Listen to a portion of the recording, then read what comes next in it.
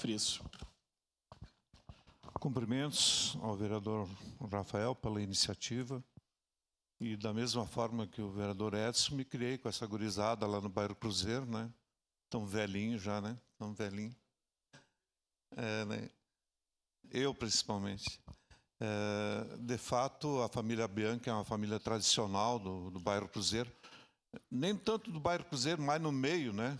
Mais no meio, né? Entre o Bela Vista e o Cruzeiro e Lourdes, né? No meio do triângulo ali.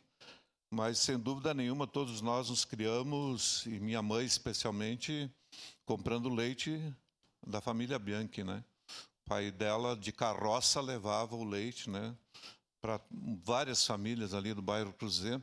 Aliás, não só do bairro Cruzeiro, vinha para o centro, aqui inclusive minha sogra também comprava leite aqui no Beco João Esquil, aqui, me lembro até hoje, né? Que ele vinha entregar leite ali para o pessoal. A dona Terezinha, então, nossa conhecida lá também, né? Então, meus cumprimentos a vocês e justa homenagem à dona Terezinha. É isso aí, vereador. Parabéns. Obrigado, vereador Eloy. Encerrada a discussão.